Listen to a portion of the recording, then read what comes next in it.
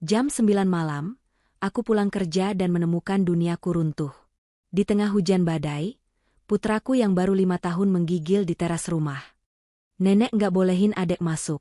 Bu, adek lapar, katanya lirih. Ternyata, dia sudah 5 jam kedinginan di luar. Saat aku hendak membawanya masuk, ibu mertuaku muncul dari balik pintu, bukan untuk menolong, tapi untuk mengusir kami berdua. Dia pikir dia telah menang, tapi dia tidak tahu 2 hari kemudian, sebuah surat akan membuatnya berlutut memohon padaku. Sebelum ceritanya dimulai, silahkan tulis di kolom komentar dari daerah mana saja teman-teman yang menonton cerita ini. Jangan lupa like dan subscribe agar channel ini bisa semakin berkembang dan bisa mempersembahkan cerita yang lebih menarik lagi. Langit Jakarta malam itu pecah. Hujan turun bukan lagi dalam rintik, melainkan tercurah seperti ditumpahkan dari wadah raksasa yang tak berdasar. Petir menyambar sesekali, membelah kegelapan dengan kilatnya yang menyilaukan, disusul gemuruh guntur yang seolah ikut memarahi kota yang tak pernah tidur. Bagi Fatia, suara itu hanyalah latar dari kelelahannya yang sudah mencapai puncak. Pukul 9 malam, setelah 12 jam bekerja tanpa henti sebagai admin di sebuah perusahaan logistik, tubuhnya terasa remuk. Otot-ototnya kaku, dan matanya perih karena terlalu lama menatap layar komputer. Namun, semua rasa lelah itu selalu sirna sesaat ketika bayangan wajah putranya, Abil, melintas di benaknya. Abil yang baru berusia 5 tahun, dengan tawa renyahnya dan mata bulatnya yang selalu berbinar, adalah alasan Fatia rela menukar waktunya dengan tumpukan kertas dan angka. Perjalanan pulangnya adalah perjuangan. Ojek online yang dipesannya beberapa kali dibatalkan karena hujan deras.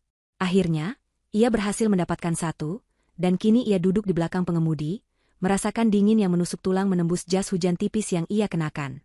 Air hujan yang dingin menerpa wajahnya, namun pikirannya sudah melayang ke rumah. Ia membayangkan Abil mungkin sudah tertidur, memeluk guling bergambar dinosaurus kesayangannya. Atau mungkin ia masih terjaga, menunggu kepulangan ibunya sambil mendengarkan dongeng dari neneknya. Ah, neneknya. Bu Ratmi. Sejak suaminya, Adi, meninggal sebulan yang lalu karena kecelakaan, hubungan Fatia dengan ibu mertuanya itu semakin memburuk. Tatapan sinis dan sindiran pedas sudah menjadi makanan sehari-hari. Fatia mencoba bertahan, menelan semua kepahitan itu demi Abil, agar putranya tidak kehilangan figur nenek setelah kehilangan ayahnya.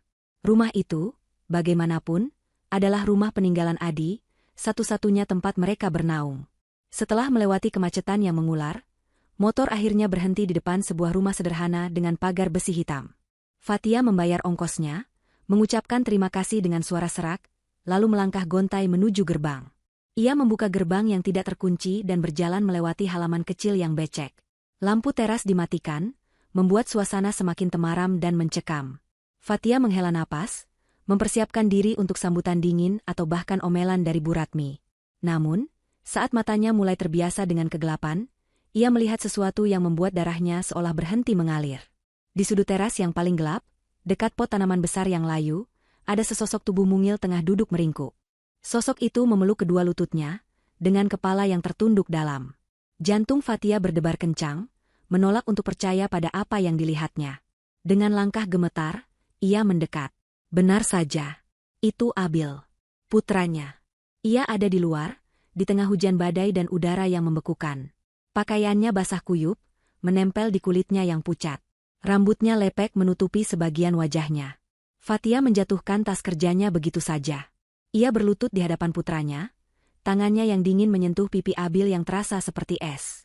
Abil, sayang, kenapa di luar, nak? Suara Fatia bergetar, campuran antara panik dan amarah yang mulai membakar dadanya. Abil mengangkat kepalanya perlahan. Wajahnya basah, sulit dibedakan mana air hujan dan mana air mata. Bibirnya membiru, dan seluruh tubuhnya menggigil hebat hingga giginya bergemeletup. Ia menatap ibunya dengan mata yang sayu, mata yang kehilangan binar cerianya. Ibu. Bisiknya, suaranya nyaris tak terdengar. Adek lapar, dingin. Rasa sakit yang tajam menghantam ulu hati Fatia, lebih sakit dari sayatan pisau. Ia segera melepaskan jaketnya yang sedikit lebih kering dan menyelimuti tubuh mungil itu, lalu memeluknya erat, mencoba menyalurkan sisa kehangatan tubuhnya. Kenapa bisa di luar? Kenapa tidak masuk ke dalam? Sayang, nenek mana? Tanyanya lagi, kali ini dengan nada yang lebih mendesak. Isak tangis Abil pecah. Ia menenggelamkan wajahnya di dada ibunya, mencari perlindungan. Tadi adek main di teras, terus pintunya ditutup sama nenek. Adek ketuk-ketuk, tapi nenek nggak bukain. Ceritanya dengan terbata-bata. Nenek bilang, adek nggak boleh masuk. Kata nenek, adek cuma beban. Ibu, adek bukan beban, kan? Dunia Fatia serasa runtuh mendengar pertanyaan itu. Beban. Mertuanya sendiri menyebut cucu kandungnya sebagai beban. Amarah yang sejak tadi ia tahan kini meledak dalam diam. Ia tidak berteriak, tidak menangis, tapi hatinya menjerit. Ia melihat jam di ponselnya yang basah. Sudah lewat jam 9. Abil bilang ia bermain di teras.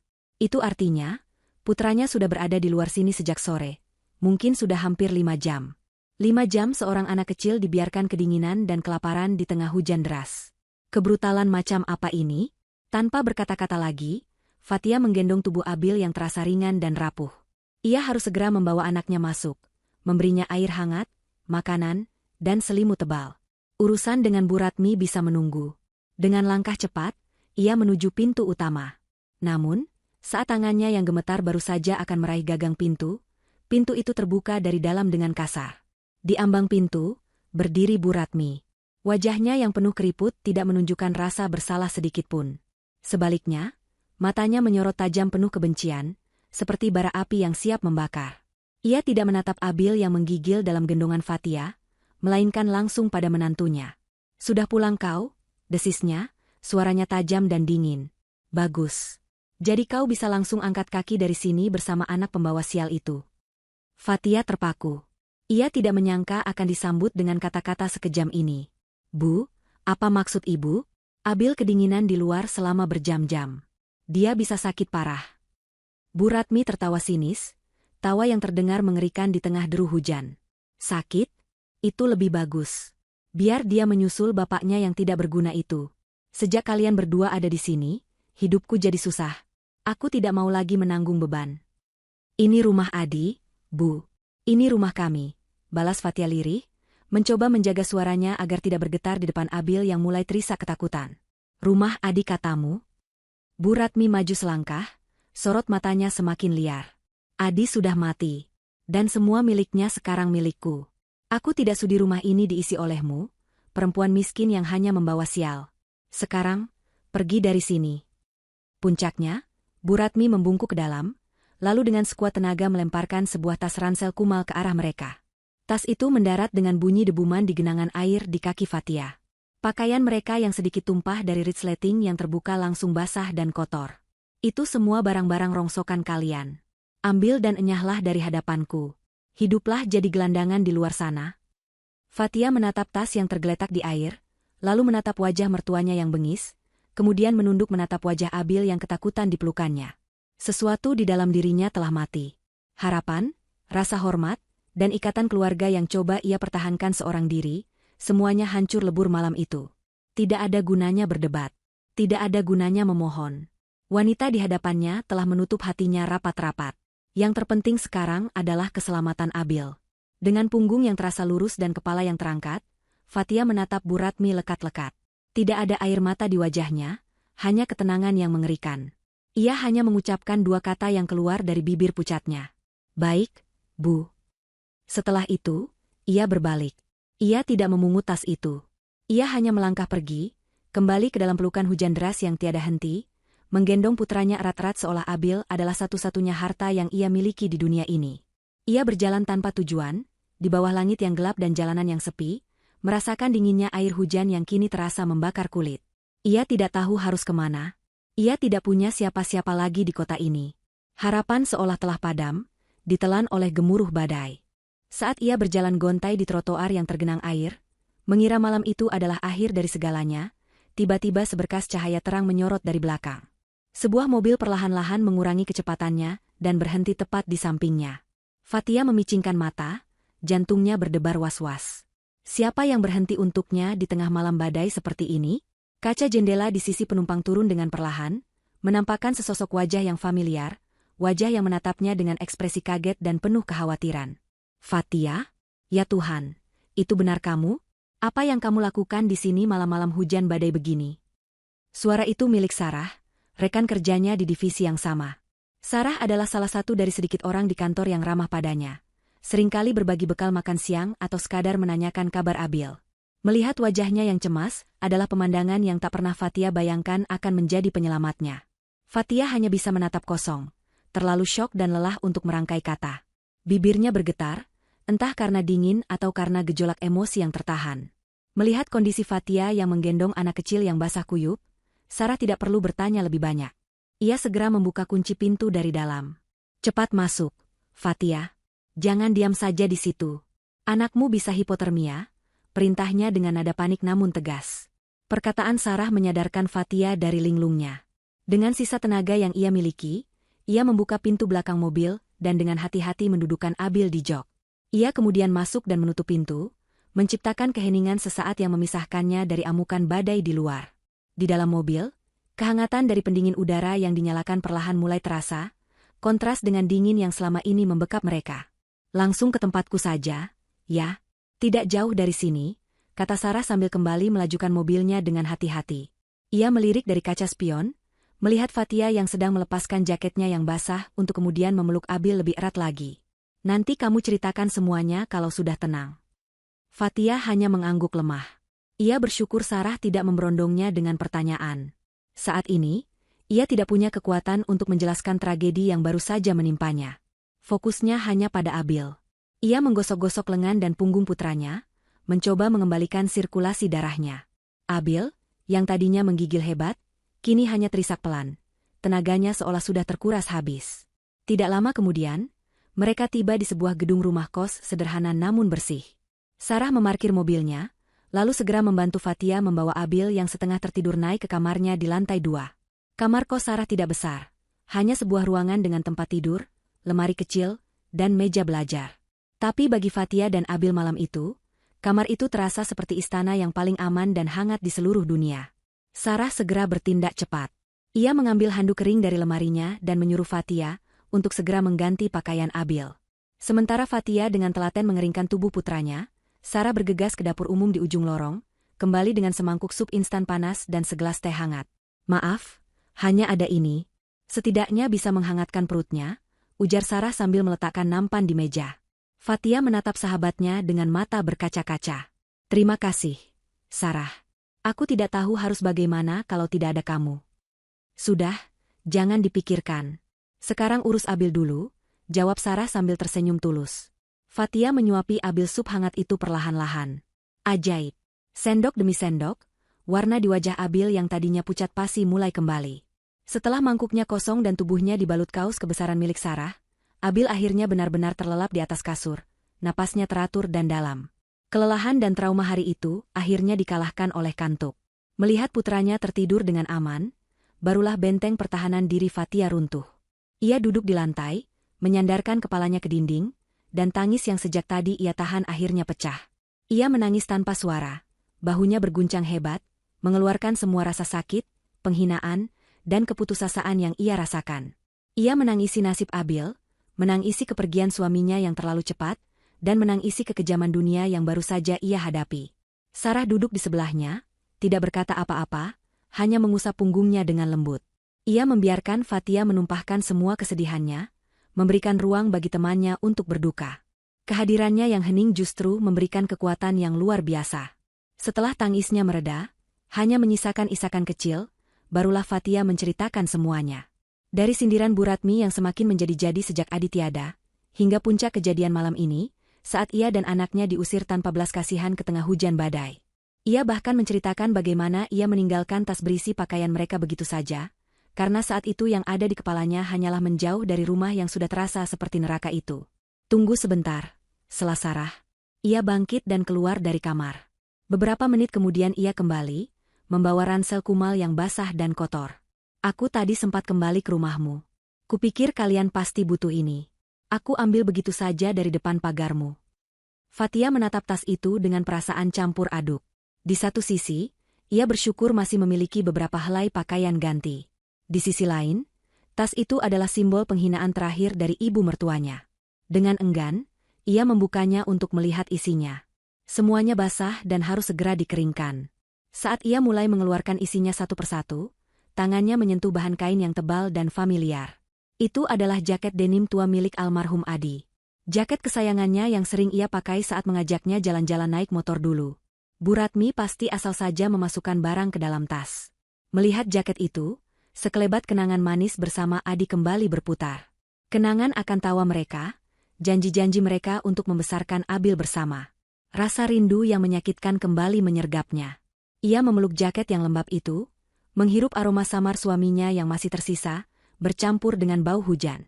Saat itulah tangannya meraba sesuatu yang mengganjal dan keras di saku bagian dalam jaket. Saku yang jarang sekali Adi gunakan. Karena penasaran, ia memasukkan tangannya dan menarik keluar benda itu. Sebuah dompet kulit pria berwarna coklat tua, yang ia kira sudah lama hilang. Dompet pertama yang ia hadiahkan pada Adi saat mereka baru menikah. Dengan tangan yang sedikit gemetar, Fatia membukanya. Di dalamnya masih tersimpan rapi beberapa lembar uang yang sudah lepek, dan di bagian mika transparan, terselip foto pernikahan mereka. Foto di mana mereka berdua tersenyum begitu bahagia, tanpa tahu takdir akan memisahkan mereka secepat ini. Air mata kembali menggenang di pelupuk matanya. Namun, bukan itu yang membuatnya terkejut. Di balik selipan foto itu, ada dua benda lain. Sebuah kunci kecil berwarna perak. Bentuknya aneh seperti kunci laci atau kotak brankas, bukan kunci pintu. Dan yang kedua adalah secari kertas yang dilipat kecil, hingga menjadi sangat tebal dan lusuh.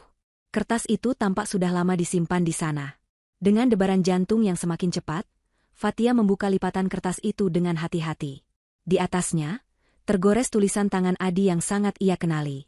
Tulisan yang rapi namun tegas. Pesan itu singkat, namun setiap katanya seolah memiliki bobot yang sangat berat. Fatia, istriku. Jika suatu hari kamu membaca ini, artinya hal buruk telah terjadi padaku, dan ibu sudah melewati batasnya. Maafkan aku tidak bisa menjagamu. Jangan menangis terlalu lama. Kamu harus kuat untuk jagoan kita. Jika ibu mengusirmu, gunakan ini. Semua demi masa depanmu dan Abil. Fatia membaca kalimat itu berulang-ulang. Gunakan ini. Maksudnya apa? Kunci ini? Kunci untuk apa? Dan bagaimana bisa Adi seolah sudah meramalkan kejadian ini? Apa yang sebenarnya suaminya sembunyikan darinya? Di tengah keputusasaan total, secercah misteri dan harapan kecil yang aneh mulai menyala di hatinya. Ini bukan sekadar dompet tua. Ini adalah pesan terakhir dari suaminya, sebuah petunjuk yang ditinggalkan dari seberang kematian. Malam terasa begitu panjang dan lambat, seolah waktu itu sendiri enggan beranjak menuju pagi. Di kamar kos Sarah yang sempit, suara hujan di luar sudah berganti menjadi gerimis yang lirih, meninggalkan hawa dingin yang meresap ke dalam ruangan. Sarah sudah tertidur pulas di atas kasur lipat tipis di lantai. Napasnya yang teratur menjadi satu-satunya suara menenangkan di tengah badai yang berkecamuk di dalam benak Fatia. Di atas tempat tidur, di sisinya, Abil tidur dengan damai. Wajahnya yang polos tampak tenang, bebas dari trauma yang baru saja ia alami. Sesekali ia menggumam dalam tidurnya, memanggil-manggil ayahnya, sebuah kebiasaan yang belum juga hilang sejak Adi tiada. Mendengarnya, hati Fatia kembali teriris. Ia sendiri tidak bisa tidur. Matanya terbuka lebar menatap langit-langit kamar yang pucat. Di tangannya yang tergenggam erat, terasa dingin dan keras dua benda yang kini menjadi pusat dunianya. Sebuah kunci perak kecil dan secari kertas lusuh. Sudah tak terhitung berapa kali ia membaca ulang pesan singkat dari almarhum suaminya itu. Setiap kata terasa seperti bisikan langsung dari Adi, melintasi batas antara hidup dan mati. Jika ibu mengusirmu. Kalimat itu terus terngiang. Adi sudah tahu. Entah bagaimana, suaminya yang pendiam itu sudah menduga bahwa ibunya sendiri mampu melakukan perbuatan sekejam ini. Selama ini Fatia selalu merasa sendirian dalam menghadapi sikap Bu Ratmi. Ia seringkali menyalahkan dirinya sendiri, berpikir mungkin ia memang bukan menantu yang baik, mungkin ia kurang berusaha. Tapi surat ini, pesan ini, adalah sebuah pembenaran. Sebuah pembelaan anumerta dari pria yang paling ia cintai. Adi tahu, dan Adi membelanya. Kesadaran itu memberikan sedikit kelegaan di tengah lautan duka dan kebingungannya. Fatia memandangi kunci di telapak tangannya. Bentuknya aneh, pipih dengan gerigi yang rumit. Ini jelas bukan kunci biasa. Pikirannya bekerja keras, mencoba menggali setiap sudut ingatannya, mencari petunjuk, percakapan, atau momen apapun yang mungkin bisa memberinya jawaban. Awalnya kosong. Pikirannya terlalu penuh oleh kejadian malam ini. Namun perlahan, seperti kabut yang menipis, sebuah kenangan mulai terbentuk. Kejadiannya sekitar setahun yang lalu, di hari Minggu yang cerah dan malas. Abil masih tertidur lelap setelah lelah bermain. Fatia sedang membaca buku di sofa, sementara Adi duduk di lantai, dikelilingi tumpukan map dan dokumen-dokumen tua peninggalan ayahnya. Ia bilang sedang merapikan arsip keluarga. Fatia ingat ia sempat menggoda suaminya, menyebutnya terlalu serius untuk hari libur. Adi hanya tertawa kecil. Ini bukan cuma kertas biasa, sayang, kata Adi waktu itu, sambil mengangkat sebuah map tebal berwarna biru. Ini sejarah keluarga kita. Sejarah yang harus dijaga. Fatia meletakkan bukunya, tertarik dengan nada bicara suaminya yang tidak biasa. Memangnya isinya apa saja? Macam-macam. Akta kelahiran kakek, surat-surat tanah lama, foto-foto hitam putih, jawab Adi, matanya menerawang. Dulu ayah menyimpan semua yang paling berharga di safe deposit box di bank warisan. Bank tua yang ada di pusat kota itu, loh, kata ayah, bank itu seperti benteng, lebih aman dari brankas di rumah. Fatia mengangguk-angguk saja, tidak terlalu menaruh perhatian. Baginya itu hanya cerita masa lalu. Sekarang kotaknya sudah aku teruskan sewanya. Lanjut Adi tiba-tiba, kali ini menatap Fatia dengan tatapan yang lebih dalam. Semua kenangan dan pelindung keluarga kita ada di sana, Tia. Kalau suatu saat nanti ada apa-apa, dan kamu butuh jawaban, mungkin semua jawabannya ada di dalam kotak itu. Saat itu, Fatia hanya tersenyum dan menganggapnya sebagai ucapan sentimental seorang anak yang mengenang ayahnya. Ia bahkan menimpali dengan candaan, memangnya ada peta harta karun di dalamnya. Adi hanya tersenyum tipis, tidak mengiyakan tapi juga tidak menyangkal, lalu kembali sibuk dengan dokumennya. Percakapan itu kemudian terlupakan, tertimbun oleh rutinitas sehari-hari. Tapi sekarang, di tengah keheningan malam ini, percakapan itu kembali dengan sangat jelas, seolah baru terjadi kemarin. Safe deposit box. Bank warisan. Pelindung keluarga. Jawaban.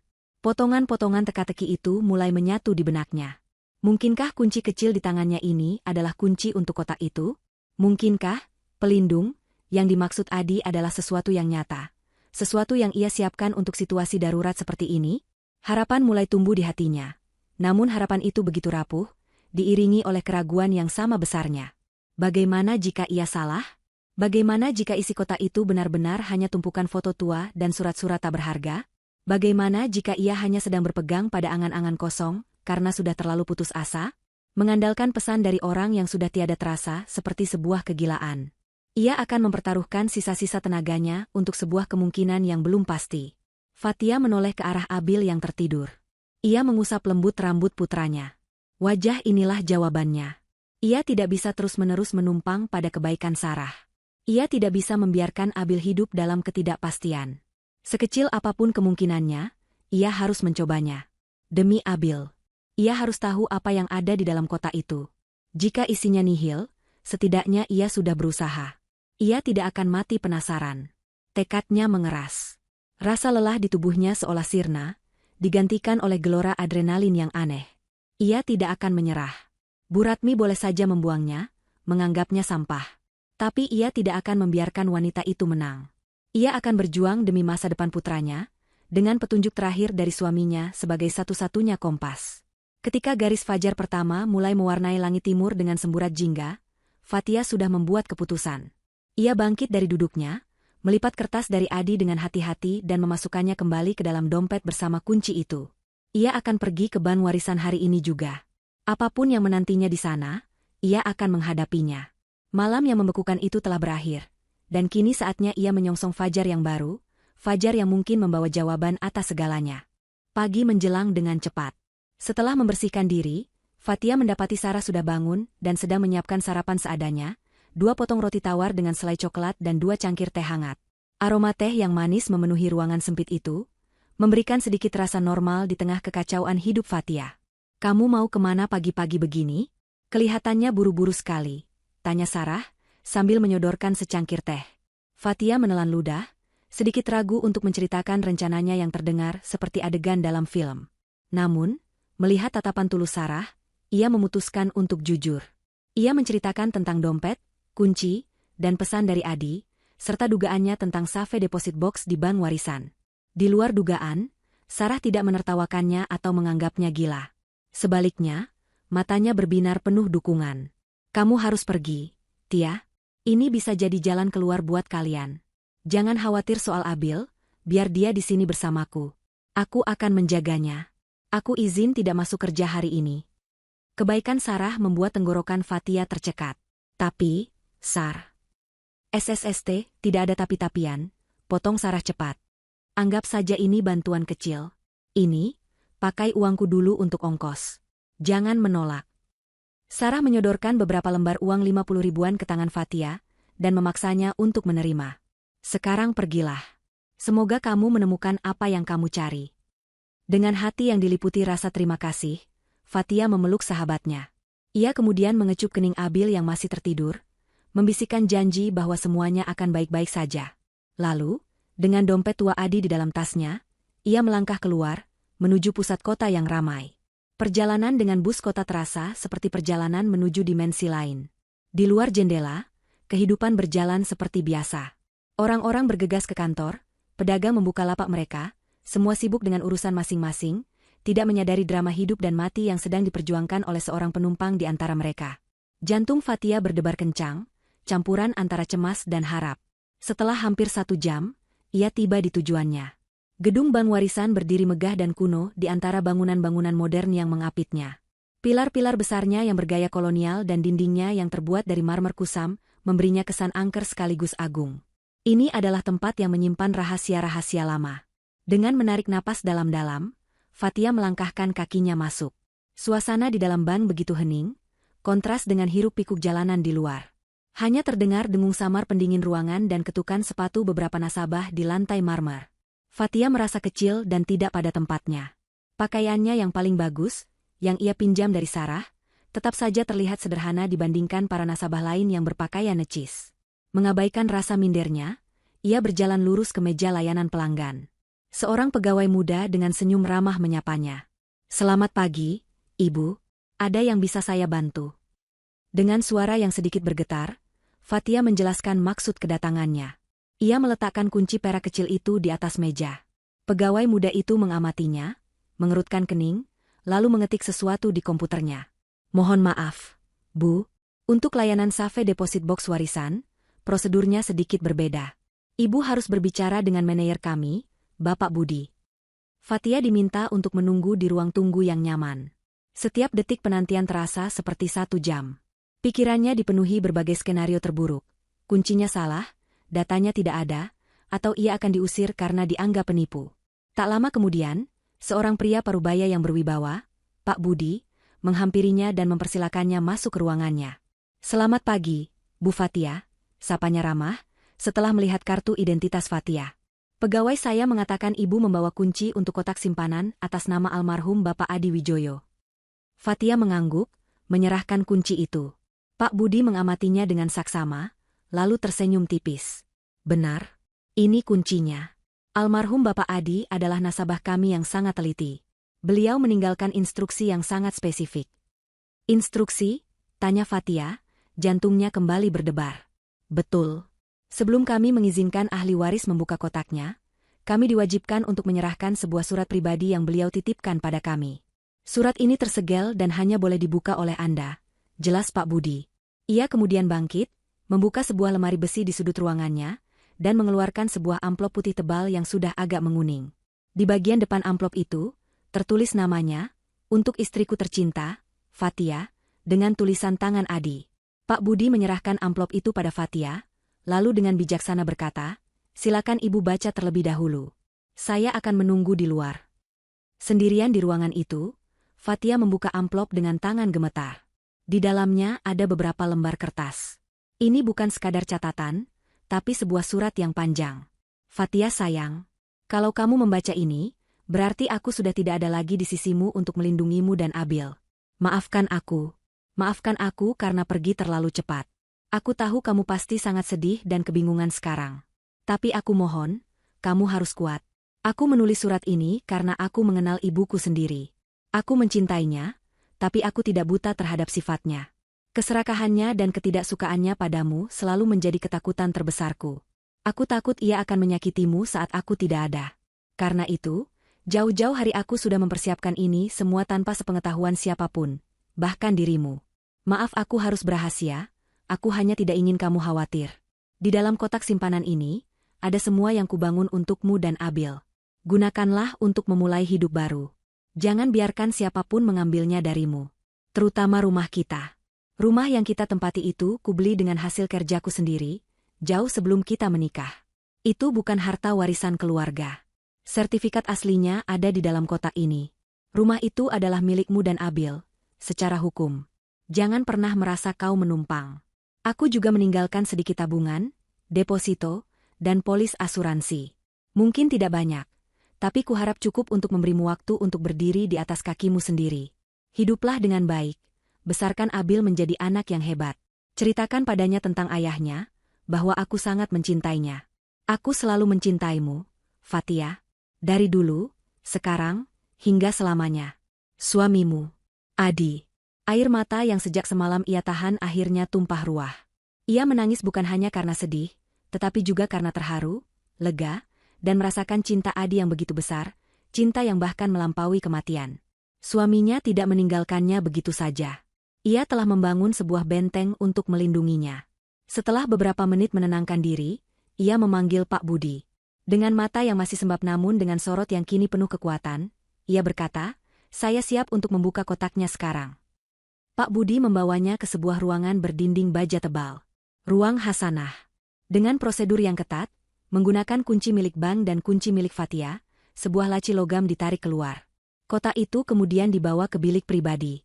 Saat Fatia membukanya, napasnya tertahan. Isinya persis seperti yang dikatakan Adi. Di bagian atas ada beberapa gepok uang tunai yang diikat rapi. Di bawahnya, ada beberapa map. Ia membukanya satu persatu. Sertifikat deposito atas namanya dan nama Abil.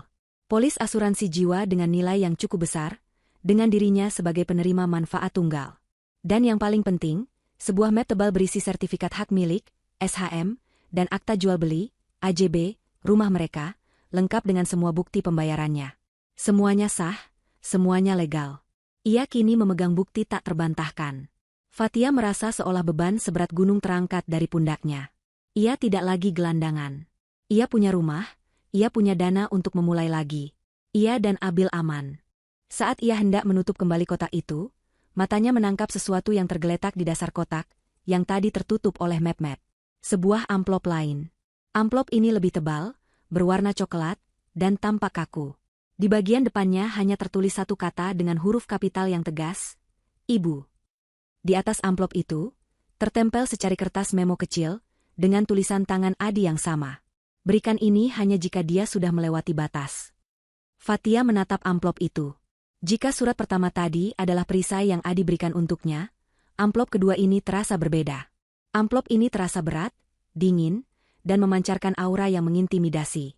Ini bukan perisai. Ini adalah sebuah pedang. Sebuah senjata pamungkas yang telah disiapkan Adi.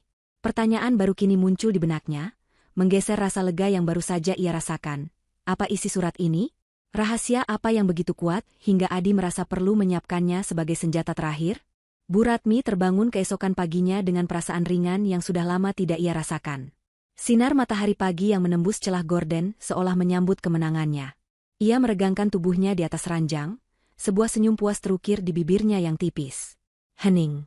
Itulah suara pertama yang ia sadari. Tidak ada lagi suara tawa atau tangis cempreng Abil yang biasanya mengganggu tidurnya.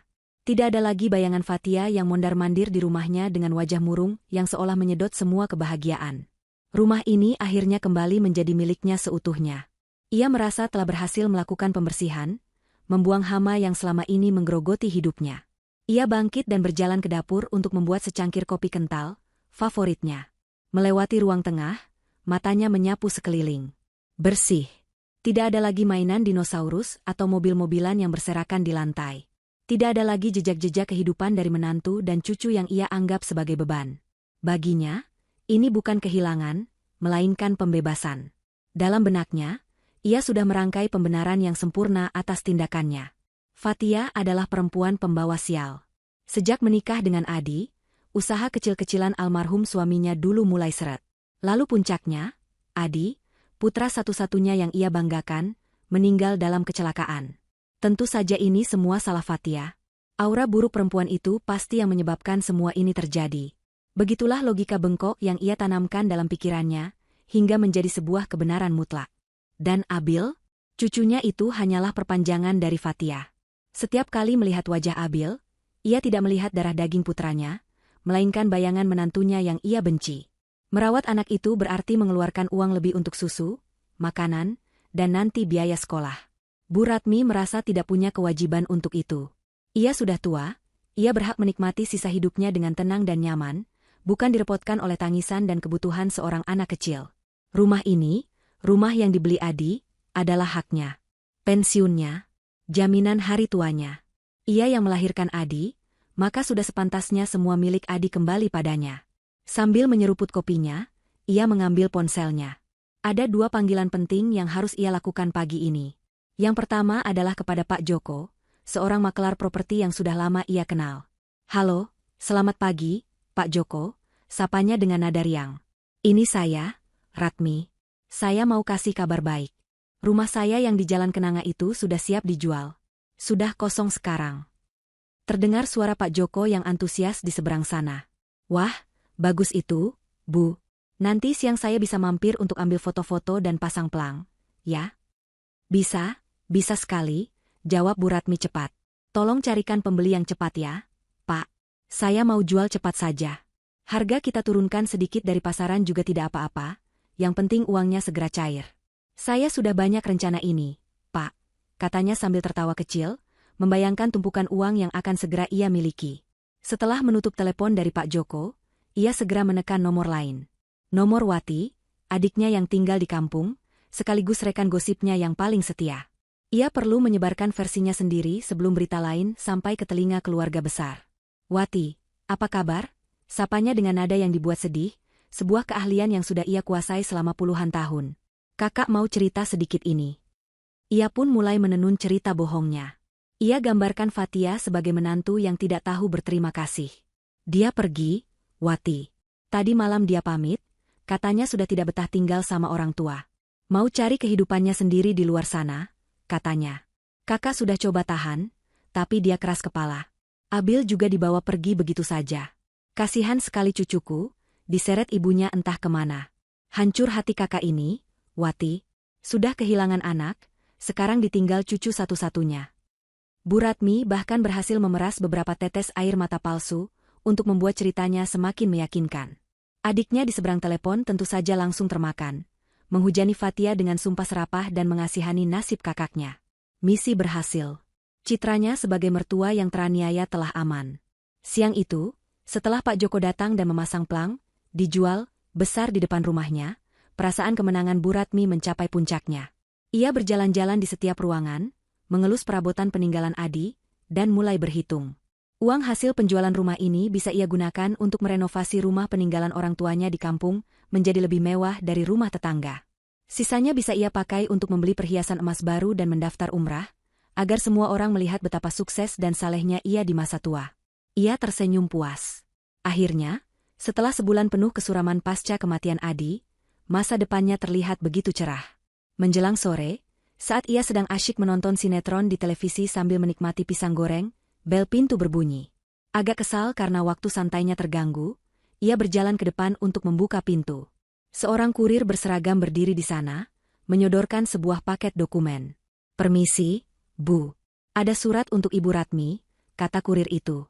Bu Ratmi menandatangani bukti penerimaan dengan acuh tak acuh. Ia melirik amplop coklat besar itu. Di sudut kiri atas, tertera sebuah logo dan nama yang asing baginya, Kantor Hukum Wahyudi Rekan. Mungkin surat penawaran dari bank, atau promosi asuransi, pikirnya. Ia meletakkannya di meja dan kembali melanjutkan menonton sinetronnya yang sedang seru. Baru setelah sinetronnya selesai, ia teringat pada surat itu. Dengan rasa penasaran yang tidak seberapa, ia mengambil pembuka surat dan merobek ujung amplopnya. Ia mengeluarkan beberapa lembar kertas berkop surat resmi. Matanya mulai membaca baris pertama. Perihal, surat pemberitahuan dan peringatan. Keningnya sedikit berkerut. Aneh. Ia melanjutkan membaca. Dengan hormat, berdasarkan surat wasiat yang telah disahkan oleh Pengadilan Negeri sesuai dengan nomor registrasi XXX PDTP 2025 PN Jakarta PST, yang dibuat oleh almarhum Bapak Adi Wijoyo pada tanggal. Jantung Bu Ratmi mulai berdebar sedikit lebih cepat. Surat wasiat? Adi tidak pernah bilang apa-apa soal surat wasiat. Dengan ini kami memberitahukan bahwa seluruh aset bergerak maupun tidak bergerak yang terdaftar atas nama almarhum, termasuk namun tidak terbatas pada rekening bank, polis asuransi, dan properti berupa tanah dan bangunan yang berlokasi di Jalan Kenangan nomor 12, secara hukum telah jatuh kepada ahli waris yang sah yaitu istri beliau, Ibu Fatia, dan putra beliau, Abil. Tangan Bu Ratmi mulai gemetar. Gelas teh yang ada di meja bergetar kecil saat tangannya tak sengaja menyenggolnya. Ia membaca ulang kalimat itu, matanya membelalak tak percaya. Tidak mungkin. Ini pasti salah. Ini penipuan. Ia memaksa matanya untuk membaca paragraf terakhir. Paragraf yang menjadi paku terakhir bagi peti mati angan-angannya. Berdasarkan poin pound di atas, maka dengan ini kami memberitahukan bahwa status Ibu Ratmi saat ini adalah menempati properti yang bukan merupakan hak milik Ibu. Kami memberikan waktu bagi Ibu untuk mengosongkan properti tersebut secara sukarela sebelum kami menempuh langkah hukum selanjutnya. Seketika, dunia Bu Ratmi menjadi senyap. Suara televisi yang tadinya ramai terasa begitu jauh. Warna-warna di sekelilingnya seolah memudar menjadi abu-abu. Surat itu terlepas dari genggamannya yang lemas, melayang turun dan mendarat tanpa suara di atas karpet. Napasnya tercekat di tenggorokan. Kakinya terasa seperti jeli, tak mampu lagi menopang tubuhnya. Ia ambruk terduduk di sofa. Kemenangan yang ia rasakan sepanjang hari ini ternyata hanyalah sebuah ilusi. Istana megah yang ia bangun dalam imajinasinya hancur menjadi debu hanya dalam hitungan menit. Ia bukan ratu di rumah ini. Ia bahkan bukan pemiliknya. Ia hanyalah seorang penunggu. Seorang penghuni liar. Hening. Sunyi.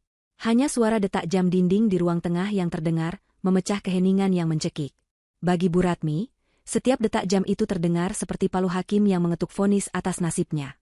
Ia masih terduduk lemas di sofa, matanya menatap kosong ke arah surat yang tergeletak di lantai. Surat dari neraka. Pikirannya menolak untuk menerima kenyataan ini. Ini pasti mimpi buruk. Sebentar lagi ia akan bangun dan semuanya akan kembali normal. Ia memejamkan matanya erat-erat, lalu membukanya lagi. Surat itu masih di sana. Kertas putih itu seolah mengejeknya, menertawakan kebodohannya. Dengan tangan yang masih gemetar hebat, ia membungkuk dan memungutnya. Ia membacanya lagi. Dan lagi. Dan lagi. Berharap ada satu kata pun yang berubah. Tapi tidak. Bahasa hukum yang kaku dan dingin itu tidak memberikan celah sedikit pun untuk disalahartikan. Semuanya sudah final. Fatia dan Abil adalah pemilik sah rumah ini. Gelombang pertama yang menghantamnya adalah penyangkalan, yang dengan cepat disusul oleh gelombang kedua yang jauh lebih dahsyat, kepanikan murni. Pikirannya yang tadinya kosong kini dipenuhi oleh skenario-skenario mengerikan. Diusir. Ia akan benar-benar diusir dari rumah ini. Kemana ia harus pergi? Menumpang pada Wati di kampung? Memalukan. Ia tidak akan sanggup menanggung malu di hadapan adik dan kerabatnya setelah semua bualan kesuksesannya. Tinggal di kontrakan kecil? Ia tidak punya uang. Uang kiriman bulanan dari Adi adalah satu-satunya sumber penghasilannya, dan kini ia sadar, bahkan uang itu pun mungkin akan berhenti. Ia akan menjadi tua, miskin, dan sendirian. Gelandangan. Kata yang kemarin ia ludahkan pada Fatia kini berbalik, dan menghantam wajahnya sendiri dengan kekuatan 100 kali lipat. Napasnya menjadi pendek dan cepat. Dadanya terasa sesak seolah diremas. Keringat dingin mulai membasahi pelipis dan tengkuknya. Arogansi dan kebencian yang selama ini menjadi perisainya kini telah hancur berkeping-keping, meninggalkannya telanjang dalam ketakutan. Ia sadar, satu-satunya orang yang bisa menolongnya sekarang adalah orang yang sama yang paling ia benci. Fatia. Menantunya yang baru saja ia usir seperti binatang. Sebuah kesadaran yang begitu pahit dan memalukan. Strategi harus segera diubah. Topeng keangkuhan harus dilepas dan diganti dengan topeng penyesalan. Ia harus memohon, merayu, dan jika perlu, menjilat kembali ludahnya sendiri. Ia harus bisa membawa Fatia kembali ke dalam genggamannya, sebelum pengacara itu bertindak lebih jauh. Dengan pikiran itu, ia meraih ponselnya. Tangannya begitu gemetar, hingga ia salah menekan nomor beberapa kali. Akhirnya, ia berhasil menemukan kontak Fatia, yang belum sempat ia hapus. Ia menarik napas dalam-dalam, mencoba mengatur suaranya agar terdengar serak dan penuh penyesalan, lalu menekan tombol panggil. Di saat yang bersamaan, di kamar kos Sarah yang hangat, Fatia baru saja selesai menceritakan semua penemuannya. Sarah memeluknya erat, ikut merasakan kelegaan dan kebahagiaan temannya. Aku tahu kamu wanita kuat, Tia. Aku tahu Adi tidak akan meninggalkan kalian begitu saja, seru Sarah. Tawa lega akhirnya terdengar dari bibir Fatia, tawa pertama yang tulus sejak sebulan terakhir. Abil, yang sedang asyik menggambar, ikut tertawa melihat ibunya bahagia. Suasana penuh harapan itu tiba-tiba terinterupsi oleh dering ponsel Fatia. Fatia mengambil ponselnya dari atas meja. Nama, mertua, tertera di layar. Seketika, senyum di wajahnya memudar. Jantungnya berdebar, kali ini bukan karena takut, melainkan karena waspada. Untuk apa wanita itu meneleponnya? Sarah, yang melihat perubahan raut wajah Fatia, segera menenangkannya. Angkat saja. Hadapi dia. Ingat, kamu yang pegang kendali sekarang. Bisik Sarah, memberinya kekuatan. Fatia mengangguk, menarik napas, lalu menggeser tombol hijau. Halo, sapanya, suaranya datar dan dingin. Terdengar isak tangis yang dibuat-buat dari seberang. Fatia, anakku ini ibu. Suara Bu Ratmi terdengar serak dan bergetar. Sebuah pertunjukan drama yang luar biasa. Fatia diam, tidak merespons. Merasa mendapat panggung, Bu Ratmi melanjutkan aktingnya. Nak, maafkan ibu soal kemarin malam. Ibu benar-benar minta maaf. Ibu sedang banyak pikiran, stres sejak ayahmu tidak ada. Ibu tidak bermaksud begitu, nak. Ibu hilaf. Sungguh, ibu menyesal. Fatia tetap diam. Pikirannya memutar ulang bayangan Abil yang menggigil di teras. Hilaf? Stres? Alasan itu terdengar begitu dangkal dan menghina. Pulanglah, nak. Pulang ke rumah. Ya? Ini rumahmu juga, rumah Abil, bujuk Bu Ratmi lagi, suaranya semakin memelas. Nenek kangen sekali sama Abil, seharian ini rumah sepi sekali tanpa dia. Nenek tidak bisa tidur semalaman, tidak bisa makan, terus memikirkan kalian berdua di luar sana kedinginan. Maafkan nenek, ya, sayang. Fatia hampir tertawa sinis mendengarnya. Kerinduan macam apa yang baru muncul setelah surat dari pengacara datang? Ia melirik Abil yang kini menatapnya dengan pandangan bertanya. Ia mengelus kepala putranya, lalu kembali fokus pada panggilan telepon itu. Cukup sudah sandiwara ini. Setelah Bu Ratmi menyelesaikan rentetan permohonan dan penyesalan palsunya, hanya keheningan yang ia dapatkan dari Fatia. Keheningan yang terasa lebih menakutkan daripada amarah. Fatia, kamu masih di sana, kan, nak? Tanya Bu Ratmi cemas. Akhirnya, Fatia angkat bicara. Suaranya terdengar sangat tenang, jernih, dan tanpa emosi. Sebuah ketenangan yang mematikan. Saya akan pulang besok, Bu. Secercah harapan langsung menyala di hati Bu Ratmi. Berhasil. Rencananya berhasil. Oh, syukurlah, nak. Ibu akan siapkan makanan kesukaanmu dan Abil. Tapi saya tidak sendiri, potong Fatia, mematikan euforia Bu Ratmi seketika. Bu Ratmi mengerutkan kening. Maksudmu? Kamu bersama temanmu? Mohon siapkan diri ibu untuk bertemu pengacara saya. 3 kata terakhir itu menghantam Bu Ratmi seperti sambaran petir. Pengacara. Pengacara saya. Itu bukan kalimat yang diucapkan oleh menantu yang penurut dan lemah. Itu adalah kalimat yang diucapkan oleh seorang lawan. Setelah mengucapkan kalimat itu, Fatia langsung menutup telepon, tidak memberikan kesempatan bagi Bu Ratmi untuk merespons. Bu Ratmi menatap layar ponselnya yang kini gelap dengan tatapan nanar. Suara Fatia yang dingin dan kata, pengacara, terus terngiang di telinganya. Harapan terakhirnya telah pupus. Fatia tidak termakan bujukannya. Ia tidak akan pulang sebagai menantu yang bisa ia kendalikan, melainkan sebagai pemilik sah rumah yang datang bersama kuasa hukumnya. Ketakutan yang tadi sempat mereda kini kembali dengan kekuatan penuh, mencengkeramnya dalam kengerian yang absolut. Besok hari penghakiman itu akan tiba. Dan ia sama sekali tidak siap. Pagi berikutnya datang dengan suasana yang sama sekali berbeda. Ini bukan lagi pagi yang dipenuhi keputusasaan atau ketidakpastian. Hari ini adalah hari perhitungan. Di kamar kosnya yang mungil, Fatia bersiap-siap bukan sekadar untuk pergi, melainkan untuk berperang. Perang tanpa senjata, yang akan ia menangkan dengan ketenangan dan kebenaran. Ia berdiri di depan cermin kecil yang retak di sudutnya, menatap pantulan dirinya. Wajahnya masih pucat dan ada lingkaran hitam di bawah matanya, sisa dari malam-malam tanpa tidur. Namun, sorot matanya berbeda. Di sana ada api. Api kecil yang dinyalakan oleh harapan dan kini berkobar menjadi tekad yang membara. Sarah membantunya memilih pakaian. Tidak ada yang mewah. Hanya sebuah blus batik sederhana yang sedikit kebesaran dan rok panjang berwarna gelap. Pakaian yang bersih dan sopan. Kamu terlihat kuat, Tia, kata Sarah, merapikan kerah blus temannya. Pakaian ini bukan untuk pamer, melainkan untuk menunjukkan martabat. Martabat seorang istri dan seorang ibu yang datang untuk merebut kembali apa yang menjadi haknya. Sebelum pergi, ia memeluk Abil erat-erat. Putranya itu menatapnya dengan pandangan polos, tidak mengerti sepenuhnya mengapa ibunya harus pergi ke tempat nenek jahat lagi. Ibu pergi sebentar saja. Ya, sayang, bisik Fatia, mengecup kening Abil. Ibu mau ambil rumah kita kembali, biar adek bisa main lagi di kamar adek. Abil di sini dulu sama Tante Sarah, jadi anak baik, ya? Iya, Ibu. Nanti kalau adek sudah punya rumah lagi, Tante Sarah boleh main ke tempat kita, kan? Tanyanya. Pertanyaan sederhana itu menghantam Fatia dengan gelombang emosi. Tentu saja, sayang. Tentu saja boleh.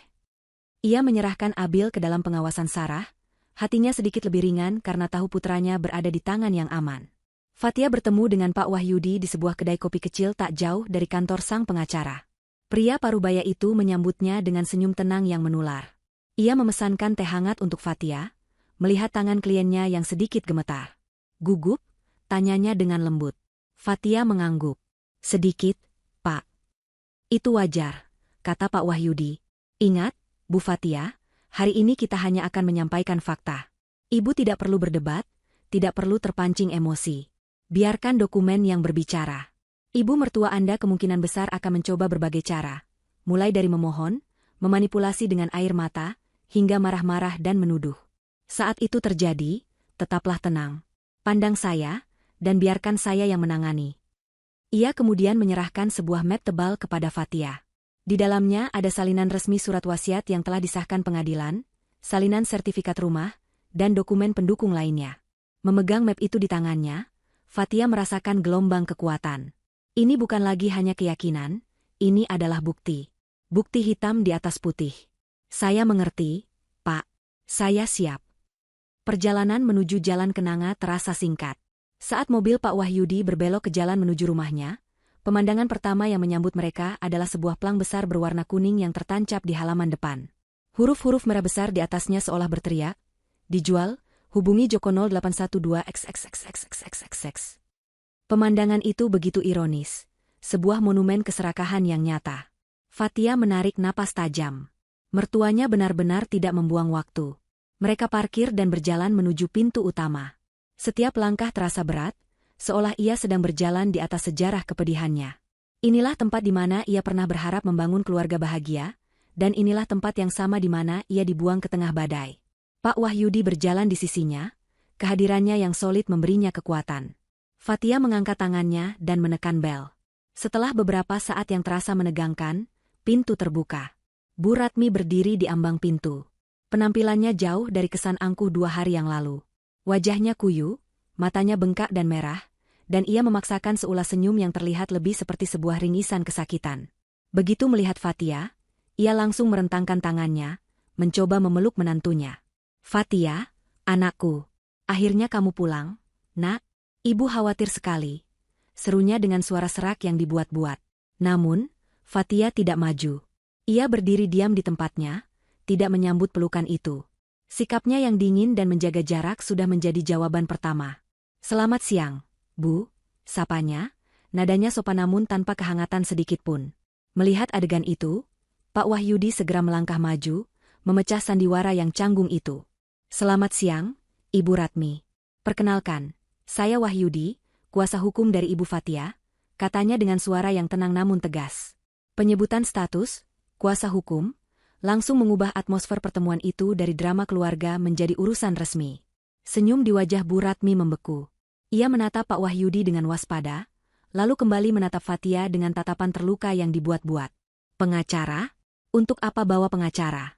Nak, masalah keluarga, kan, bisa kita selesaikan baik-baik. Silakan kita bicara di dalam, Bu," kata Pak Wahyudi, mengabaikan pertanyaan itu dan dengan sopan mengarahkan mereka untuk masuk. Mereka duduk di ruang tamu.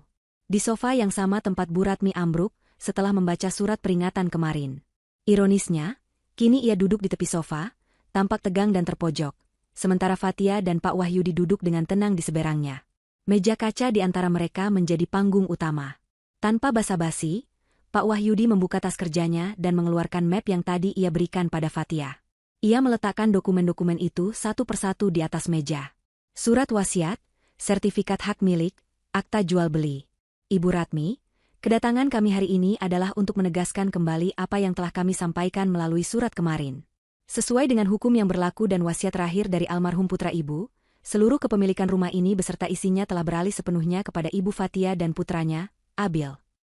Setiap kata yang diucapkan Pak Wahyudi terdengar seperti dentuman palu. Bu Ratmi menatap dokumen-dokumen itu seolah itu adalah ular berbisa. Topeng kesedihannya mulai retak. Tidak, itu tidak mungkin, bisiknya. Semua dokumen ini asli dan telah disahkan oleh lembaga negara yang berwenang. Bu, lanjut Pak Wahyudi dengan sabar. Almarhum Bapak Adi telah mempersiapkan semuanya dengan sangat rapi. Saat itulah topeng Bu Ratmi hancur berkeping-keping. Penyangkalan cepat berubah menjadi kemarahan yang meledak-ledak. Wajahnya memerah, dan urat-urat di lehernya menonjol. Palsu. Ini semua pasti palsu, teriaknya, menunjuk dokumen-dokumen itu dengan jari gemetar. Aku tidak percaya. Adi tidak mungkin melakukan ini padaku, ibunya sendiri. Ia kemudian memalingkan tatapan buasnya ke arah Fatia. Ini pasti ulahmu. Dasar perempuan ular. Kamu pasti sudah mempengaruhi anakku. Kamu mencuci otaknya agar melawan ibunda sendiri. Fatia tetap diam, teringat pesan Pak Wahyudi untuk tidak terpancing. Ia hanya menatap mertuanya dengan pandangan yang sulit diartikan. Melihat keheningan Fatia sebagai kelemahan, Bu Ratmi semakin menjadi-jadi. Ia berdiri, napasnya memburu, matanya menyala-nyala karena amarah dan keputusasaan. Aku tahu. Kamu pasti pakai guna-guna, kan? Kamu pelet anakku supaya dia tunduk padamu dan melupakan ibu yang sudah melahirkannya. Dasar wanita licik. Tidak tahu diri. Tuduhan terakhir itu, tuduhan menggunakan ilmu gaib untuk memanipulasi cinta suaminya, adalah penghinaan tertinggi. Itu menodai kenangan suci Fatia akan Adi. Itu adalah batasnya. Kemarahan Bu Ratmi telah melewati batas yang Adi tuliskan dalam pesannya. Saat itulah, Fatia bergerak. Dengan gerakan yang tenang dan terukur, ia meraih tas tangannya. Seluruh kebisingan di ruangan itu seolah terhenti, menunggu apa yang akan ia lakukan. Ia tidak berteriak, tidak membantah. Ia hanya mengeluarkan sebuah amplop tebal berwarna coklat dari dalam tasnya. Amplop yang sama yang ia temukan di dasar kotak simpanan. Dengan sangat perlahan, ia meletakkannya di atas meja kaca, di antara dirinya dan ibu mertuanya. Teriakan Bu Ratmi terhenti di tenggorokannya. Matanya terpaku pada amplop itu. Pada tulisan tangan yang sangat ia kenali. Tulisan tangan Adi, putranya. Fatia mengangkat kepalanya, menatap lurus ke mata Bu Ratmi. Suaranya keluar, jernih dan mantap, membelah keheningan yang tegang. Adi menitipkan ini untuk ibu. Ruangan itu mendadak senyap. Bahkan suara jarum jam dinding yang berdetak seolah menahan napas. Amplop coklat itu tergeletak di tengah meja, menjadi pusat dari semua ketegangan. Bu Ratmi menatapnya dengan campuran rasa takut dan penasaran. Tulisan tangan Adi di sana begitu nyata, sebuah gema dari masa lalu yang datang untuk menghakiminya. Kemarahannya yang tadi membuncah kini surut, digantikan oleh firasat buruk yang dingin merayap di punggungnya. Apalagi ini? Kejutan apalagi yang telah disiapkan putranya? Dengan gerakan kasar yang berusaha menutupi tangannya yang gemetar, Bu Ratmi menyambar amplop itu dari meja. Ia merobeknya tanpa sabar, mengeluarkan beberapa lembar kertas yang terlipat di dalamnya. Pak Wahyudi dan Fatia hanya memperhatikan dalam diam, memberikan ruang bagi momen kebenaran ini untuk terungkap. Bu Ratmi mulai membaca. Baris pertama langsung menusuknya. Ibu, aku menulis surat ini dengan hati yang sangat berat. Surat yang kuharap tidak akan pernah perlu ibu baca. Ini bukan surat permohonan maaf atau surat rindu seorang anak. Ini adalah surat konfrontasi. Bu Ratmi terus membaca, dan setiap paragraf yang ia lewati bagaikan lapisan kulit yang dikupas dari egonya, menelanjangi semua kebohongannya. Sejak aku mengenalkan Fatia pada ibu, aku sudah melihatnya. Aku melihat tatapan tidak suka ibu, cara ibu membanding-bandingkannya dengan wanita lain, cara ibu menyindir latar belakang keluarganya yang sederhana. Aku diam, Bu. Aku diam karena aku berharap waktu akan mengubah pandangan ibu. Aku berharap ibu bisa melihat kebaikan hati dan ketulusan wanita yang kucintai, sama seperti aku melihatnya. Tapi aku salah. Harapanku sia-sia. Wajah Bu Ratmi menegang. Ia ingat betul semua kejadian itu. Pesta keluarga di mana, ia dengan sengaja memuji-muji anak seorang kenalan yang kaya raya di depan Fatia. Sindirannya tentang masakan Fatia yang terlalu kampungan. Semua itu ia lakukan dengan sengaja, berharap Adi akan sadar dan meninggalkan perempuan itu. Ternyata, Adi tidak buta. Ia melihat semuanya. Surat itu berlanjut, nadanya semakin tegas dan penuh kekecewaan. Aku tahu ibu tidak pernah tulus menerimanya. Dan setelah Abi lahir, aku pikir kehadiran cucu akan melunakkan hati ibu. Lagi-lagi aku salah. Ibu bahkan tega meminta uang dariku di belakang Fatia, dengan alasan untuk kebutuhan sehari-hari, padahal aku tahu uang belanja yang kuberikan lebih dari cukup. Ibu mengeluh padaku bahwa Fatia pelit, padahal dialah yang dengan susah payah mengatur keuangan kita agar bisa menabung untuk masa depan Abil. Ibu mencoba mengadu domba kami.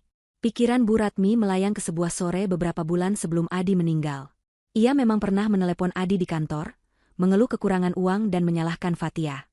Adi hanya diam di telepon, lalu mentransfer sejumlah uang tanpa banyak komentar.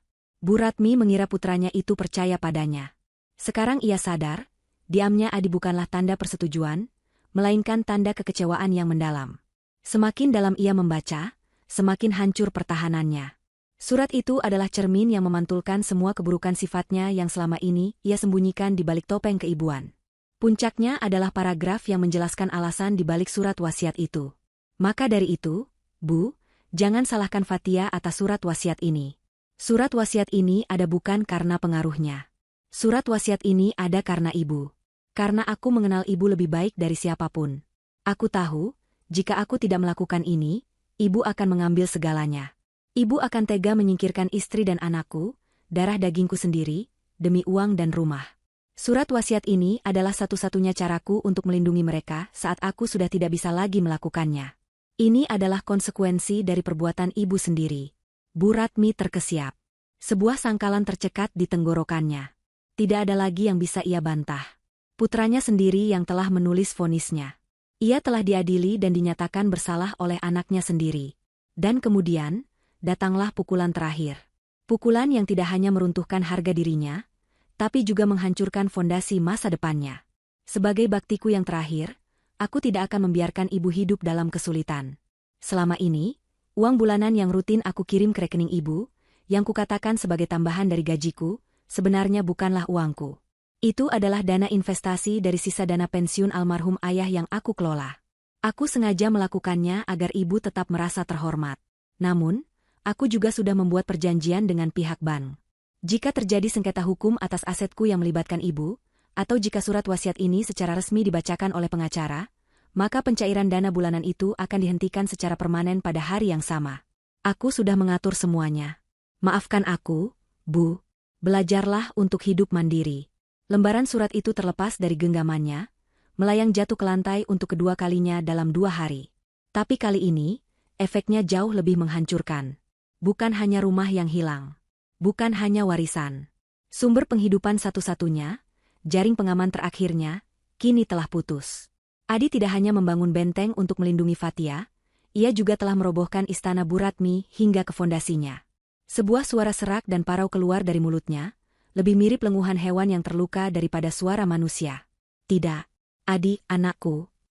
Ia menatap Fatia dengan mata yang kini kosong, tidak ada lagi amarah, hanya kekalahan total. Kamu tega melakukan ini pada ibu yang melahirkan suamimu, bisiknya, sebuah upaya terakhir yang menyedihkan untuk menarik simpati. Fatia, yang sejak tadi diam membatu, akhirnya menatap lurus ke mata ibu mertuanya. Untuk pertama kalinya, ia membiarkan sedikit dari rasa sakitnya terlihat. Ibu bicara soal tega, suaranya rendah namun tajam. Di mana hati ibu saat cucu ibu sendiri, putra dari anak yang ibu banggakan itu, menggigil kedinginan dan kelaparan di teras selama 5 jam? Di mana hati ibu saat ibu meneriakinya sebagai beban? Hak seorang ibu? Di mana hak Abil sebagai seorang cucu? Pertanyaan itu tidak membutuhkan jawaban. Bu Ratmi ambruk kembali ke sofa, tubuhnya terguncang oleh isak tangis yang kini nyata, tangisan seorang pecundang yang telah kehilangan segalanya. Melihat tidak ada lagi yang perlu dibicarakan, Pak Wahyudi bangkit berdiri. Ia menatap Bu Ratmi dengan tatapan profesional yang dingin. Sesuai prosedur, kami memberikan ibu waktu 48 jam untuk mengemasi barang-barang pribadi ibu dan meninggalkan rumah ini secara sukarela, katanya dengan tegas. Setelah itu, kami akan terpaksa menempuh jalur hukum untuk melakukan pengosongan paksa. Mohon kerjasamanya. Ultimatum itu adalah penutup dari segalanya. Tidak ada lagi ruang untuk negosiasi. Fatia bangkit, mengikuti Pak Wahyudi. Ia tidak menoleh ke belakang lagi. Ia tidak perlu melihat kehancuran wanita itu lebih lama. Saat ia melangkah keluar dari pintu depan, melewati plang, dijual, yang sebentar lagi akan ia cabut, dan menghirup udara bebas, ia tidak merasakan euforia kemenangan. Rasanya hampa, sedih, namun juga damai. Perang telah usai. Keadilan, yang disiapkan oleh cinta suaminya dari balik kubur, akhirnya telah ditegakkan.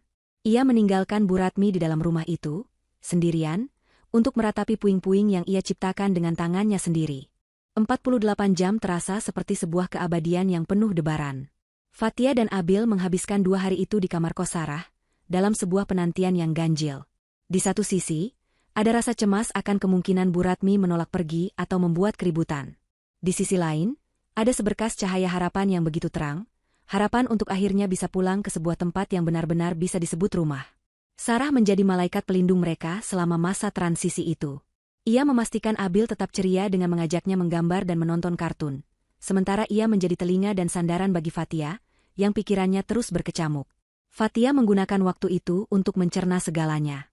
Kemenangan ini terasa aneh, bercampur dengan sisa-sisa kesedihan atas keluarga yang hancur. Tidak ada sorak-sorai, yang ada hanyalah kelegaan yang dalam dan sunyi.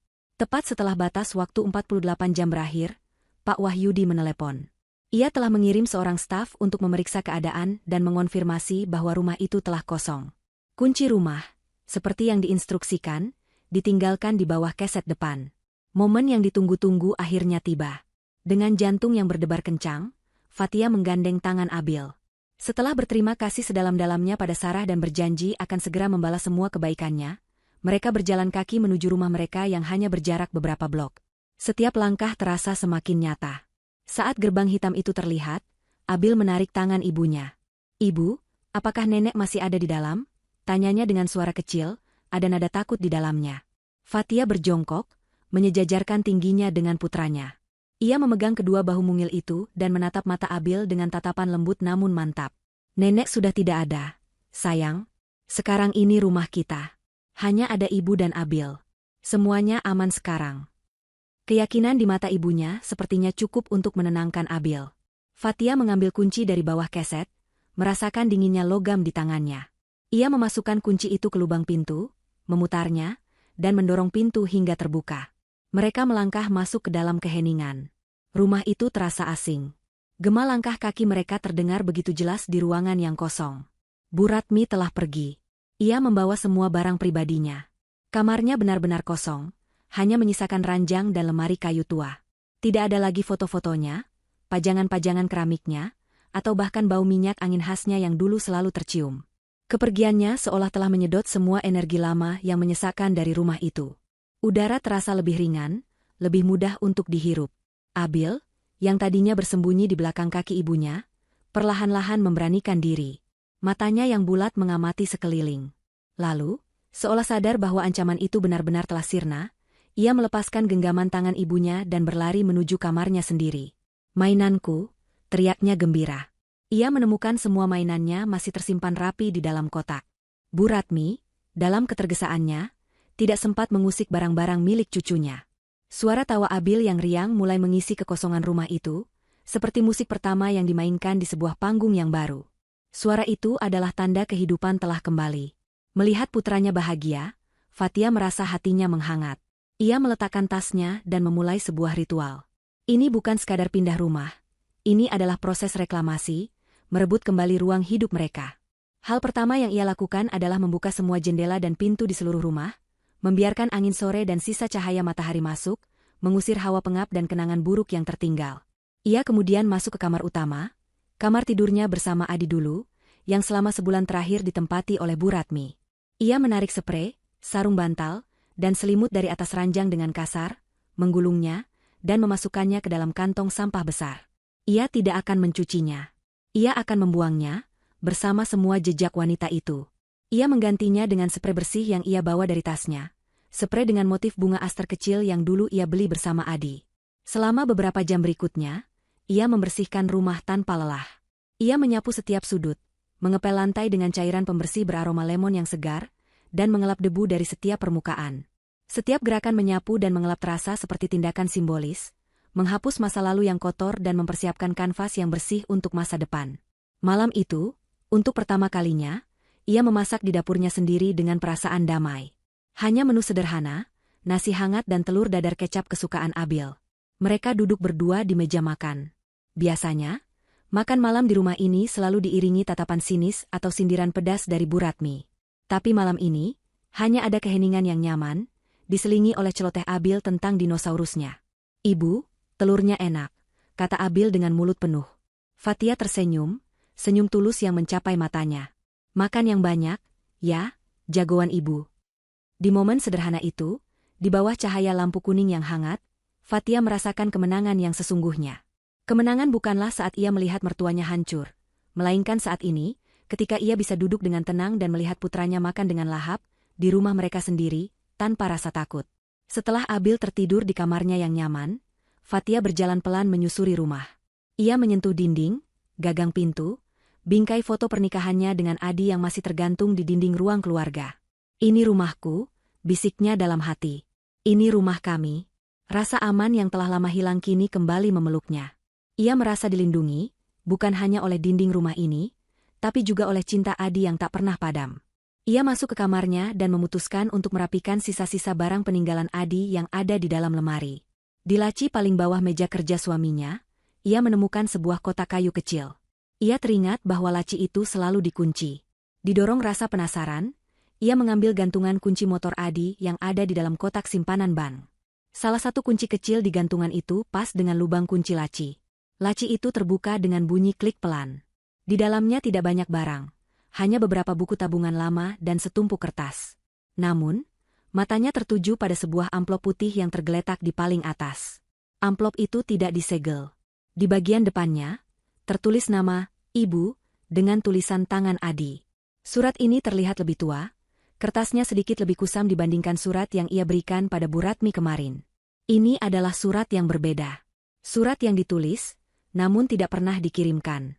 Hatinya berdebar. Apalagi yang ingin Adi sampaikan pada ibunya? Tanpa ragu, ia mengeluarkan surat itu dan mulai membacanya di bawah temaram lampu tidur. Surat yang ada di tangan Fatia ternyata sangat berbeda dari surat terakhir yang menghancurkan Bu Ratmi. Jika surat yang kemarin adalah vonis seorang hakim, maka surat ini adalah permohonan tulus dari seorang anak. Fatia membacanya perlahan, setiap kata meresap ke dalam hatinya. "Ibu, apa kabar? Aku harap ibu baik-baik saja. Aku menulis surat ini karena ada sesuatu yang mengganjal di hatiku. Bu, aku sangat mencintai Fatia.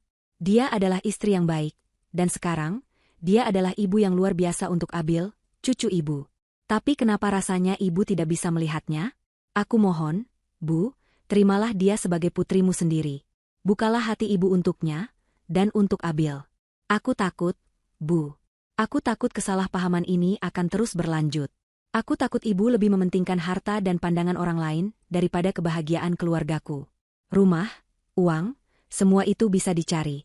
Tapi keluarga yang utuh dan penuh cinta, itu tak ternilai harganya. Aku mohon, Bu, jangan biarkan sifat buruk membutakan hati nurani ibu. Aku tidak ingin suatu hari nanti harus memilih antara ibu dan istriku. Karena mereka berdua adalah duniaku. Aku akan menyimpan surat ini dulu, berharap suatu hari nanti aku punya keberanian untuk memberikannya atau, lebih baik lagi, aku tidak perlu memberikannya karena ibu sudah berubah. Putramu, Adi. Fatia melipat kembali surat itu dengan tangan gemetar. Air mata menetes di pipinya, bukan lagi air mata kesedihan atas nasibnya, melainkan air mata untuk suaminya. Adi ternyata telah lama menderita dalam diam. Ia terperangkap di tengah-tengah, mencoba menjadi jembatan antara ibu yang ia hormati dan istri yang ia cintai. Surat ini adalah bukti bahwa Adi telah mencoba jalan damai. Ia telah memohon, berharap, dan berdoa untuk perubahan yang tidak pernah datang. Kegagalan Bu Ratmi untuk berubah itulah yang akhirnya memaksa Adi untuk menyiapkan rencana perlindungan yang drastis. Membaca surat ini memberikan Fatia sebuah penutupan. Ia semakin mengerti betapa besar cinta dan tanggung jawab yang dipikul suaminya sendirian. Waktu berjalan, mengubah minggu menjadi bulan.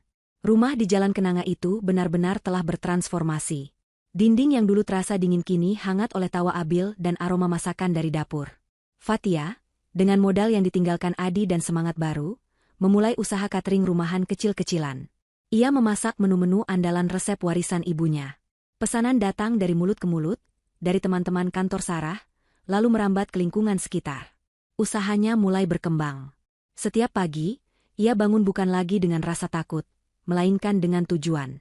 Suatu sore yang cerah, sekitar sebulan setelah mereka kembali, Fatia sedang menyiram tanaman bunga di halaman depan. Abil bermain bola plastik di teras. Kehidupan terasa normal, damai, dan indah. Saat itulah, dari ujung jalan, ia melihat sesosok wanita tua berjalan gontai. Pakaiannya tampak kusam, rambutnya acak-acakan, dan jalannya tidak lagi setegap dulu.